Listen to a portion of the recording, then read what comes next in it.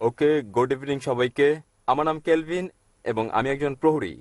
আহ, আজ আমি এখানে এসেছি কারণ আমার 6টি সন্দেহ রয়েছে, যেগুলো আমি বিশ্বাস করি যদি আমি এগুলোর সঠিক জবাব পাই, আমি প্রস্তুত আছি ধর্মান্তরিত হতে এবং ইসলাম কবুল করতে। আহ, আমার প্রথম প্রশ্ন দিয়ে শুরু করি। তা হচ্ছে, আমি কিভাবে জানবো ইসলাম হচ্ছে সঠিক পথ ইবাদতের?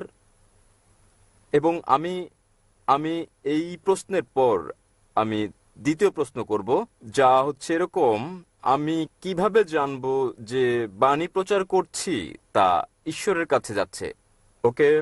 আহ, আমার তৃতীয় প্রশ্ন হচ্ছে, যখন থেকে আমি ডাক্তার জাকির নায়েকের কথা শুনছি, আপনি আগেই বলেছেন এবং আপনি প্রচার করেছেন, কোনো পথ নেই জান্নাতে যাওয়ার মুসাকে দেয়া নির্দেশনা কঠোরভাবে মেনে চলা ছাড়া। বর্তমান বিশ্বে মিডিয়ার সঙ্গে চ্যালেঞ্জ রয়েছে। আমাদের জীবনে যা আসে তা সবটাই আপনি জানেন। বর্তমান দিনে কিভাবে আমরা এই নিয়ম মেনে চলি এবং ঈশ্বর কি আপনাকে ক্ষমা করবেন যদি আপনি বারংবার ভুল করেন ও ক্ষমা চান? ভাই দুভাগে প্রশ্ন করতে চান? তিনটি তিনটি ছয়টি প্রশ্ন করতে চান? প্রথম তিনটি প্রশ্ন ভাই করে ফেলেছেন। কেমন করে আমি জানবো যে ইসলামে ইবাদত করা সঠিক? এটা বোঝা যেতে পারে ইসলামে কিভাবে আমরা ইবাদত করি সেটা কি ঠিক, অথবা এটা বোঝাতে পারেন যে ইসলাম কি সঠিক ধর্ম। আপনি কি বোঝাতে চান? আপনি জানতে চান কোনটা ইসলামে দ্বিতীয়টি, ইবাদতের ধারণা সম্পর্কে, সেটা কি ঠিক নাকি?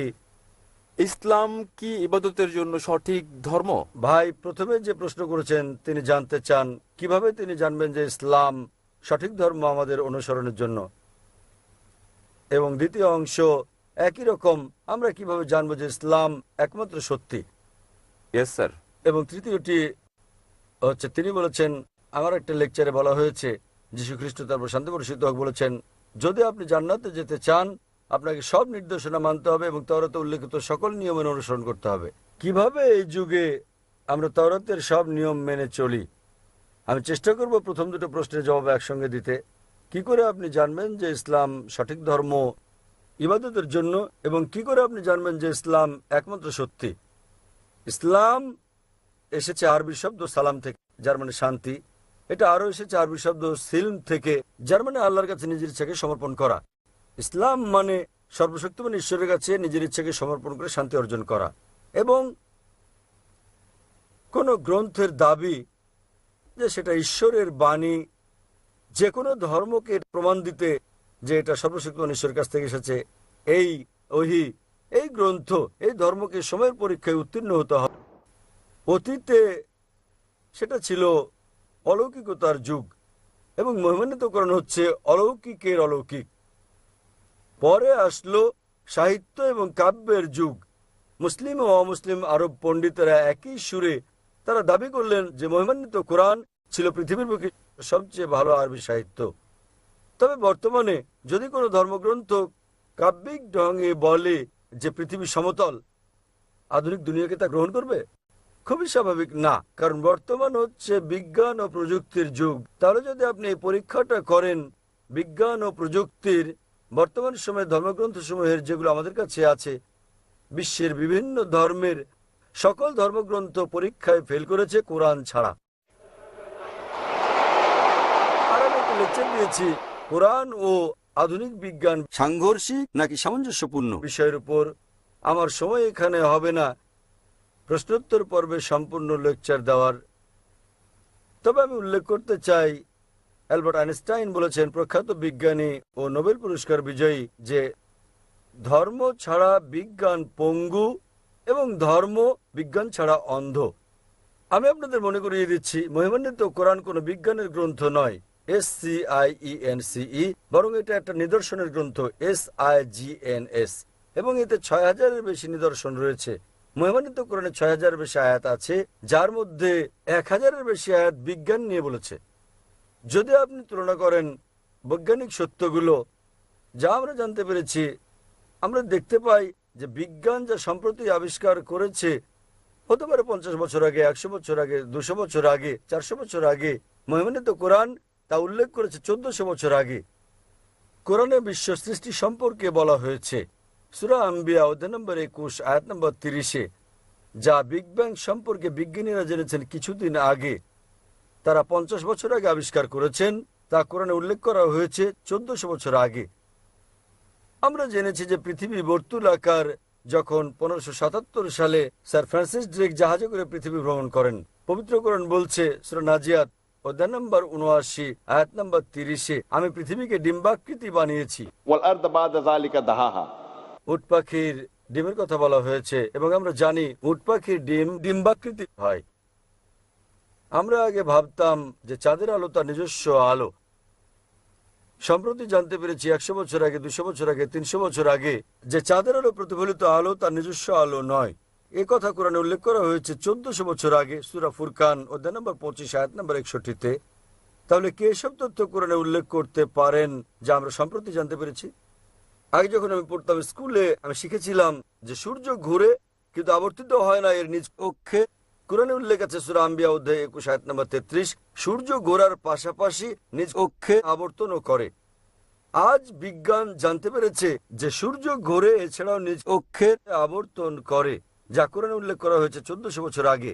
এভাবে কোরআনে বলা হয়েছে উদ্ভিদ সম্পর্কে, জীব সম্পর্কে, প্রাণী সম্পর্কে, ভ্রূণবিদ্যা সম্পর্কে, জিন সম্পর্কে। এসব আমরা সম্প্রতি জেনেছি বিজ্ঞানে 50 বছর আগে, 100 বছর আগে, 300 বছর আগে, 500 বছর আগে। তাই যদি আপনি আজ বিজ্ঞানের এই পরীক্ষা চালান সকল ধর্মগ্রন্থের উপর, কেবল যে ধর্মগ্রন্থটি এতে উত্তীর্ণ হবে সেটি হচ্ছে পবিত্র কোরআন। আজও বিজ্ঞান এতটা অগ্রসর হতে পারেনি যে তারা সবকিছু জেনে ফেলেছে।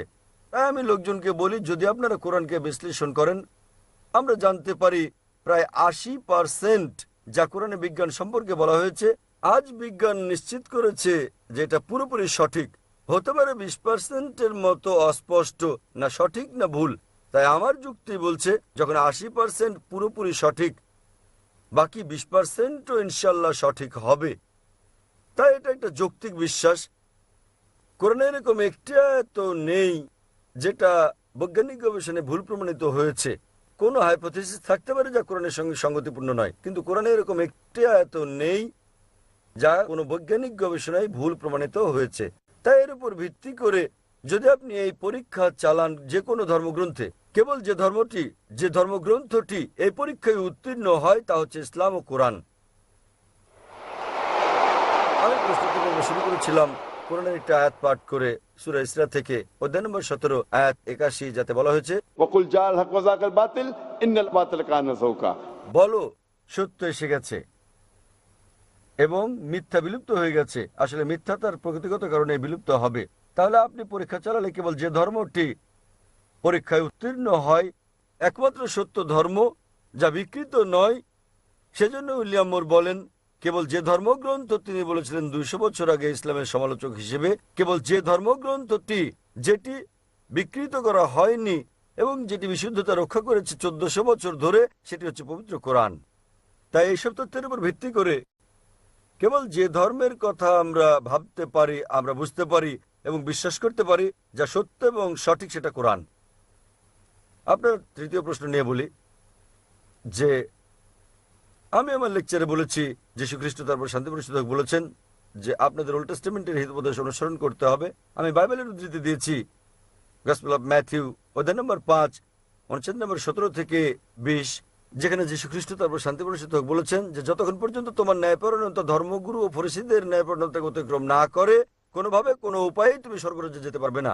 তাই আপনাকে ভালো খ্রিস্টান হতে হলে যীশু খ্রিস্টের তার উপর শান্তি প্রতিষ্ঠিত হোক সময়, যদি আপনি স্বর্গে যেতে চান, আপনাকে ওল্ড টেস্টামেন্টের সব হিতোপদেশগুলো মেনে চলতে হবে। আপনি পারবেন না বিন্দু বিসর্গ হেরফের করতে। যদি তা করেন তাহলে আপনাকে স্বর্গের রাজ্যে ডাকা হবে না। তাহলে বাইবেলের এই অনুচ্ছেদের উপর ভিত্তি করে গসপেল অফ ম্যাথিউ অধ্যায় নম্বর 5 অনুচ্ছেদ 17 থেকে 20 আপনাকে মানতে হবে প্রতিটি আইন ওল্ড টেস্টামেন্টের। এবং আপনার প্রশ্নটা ছিল খুবই ভালো এবং অত্যন্ত যৌক্তিক। কিভাবে আমরা এই যুগে মানব ওল্ড টেস্টামেন্টের সবকিছু, যা খুবই কঠিন। আমি একমত আপনার সঙ্গে। সে কারণে যীশু খ্রিস্ট তারপর শান্তি প্রতিষ্ঠিত হোক আরো বলেন গসপেল অফ জন অধ্যায় নম্বর 16 অনুচ্ছেদ 12 থেকে 14, তিনি বলেন, তোমাদেরকে আমার অনেক কথা বলার আছে, কিন্তু এখন তোমরা তা সহ্য করতে পারবে না। যখন সত্যের আত্মা আসবেন, তিনি তোমাদের সত্যের দিকে নিয়ে যাবেন। তিনি নিজে থেকে কিছু বলবেন না, তিনি যা শুনবেন তাই বলবেন। তিনি আমাকে গৌরবান্বিত করবেন। এখানে যীশু খ্রিস্ট, তার উপর শান্তি বর্ষিত হোক, ভবিষ্যৎবাণী করেছেন সর্বশেষ ও চূড়ান্ত পয়গম্বর, সর্বশেষ ও চূড়ান্ত নবী মুহাম্মদ সাল্লাল্লাহু আলাইহি সাল্লামের। অর্থাৎ যখন তিনি আসবেন, তিনি তোমাদের সব সত্যের দিকে নিয়ে যাবেন। তার মানে যীশু খ্রিস্ট, তার উপর শান্তি বর্ষিত হোক, জানতেন বাইবেলে যা বর্ণিত আছে তা সবকিছু অনুসরণ করা যাবে না। পরবর্তীকালে হতে পারে কয়েক শতাব্দী পর, সেজন্য তিনি বলেছেন যখন সত্যের আত্মা আসবেন, তিনি তোমাদের সত্যের দিকে নিয়ে যাবেন। নবী মুহাম্মদ সাল্লাল্লাহু আলাইহি সাল্লাম সম্পর্কে বলেছেন। তাই সেই সময়ে হতে পারে অনুসরণ করা সম্ভব ছিল উল্লেখিত বিধিনিষেধগুলো ওল্ড টেস্টামেন্টের এবং নিউ টেস্টামেন্টের। কিন্তু যীশু খ্রিস্ট, তার উপর শান্তি বর্ষিত হোক, বলেছেন যখন সর্বশেষ ও চূড়ান্ত নবী মুহাম্মদ সাল্লাল্লাহু আলাইহি সাল্লাম আসবেন, তোমরা তাকে মেনে চলবে। তাই আজও একজন ভালো খ্রিস্টান হতে হলে এক ঈশ্বরে বিশ্বাস করা ছাড়াও নবী মুহাম্মদ সাল্লাল্লাহু আলাইহি সাল্লামকে বিশ্বাস করতে হবে। আশা করি উত্তরটা পেয়েছেন ভাই।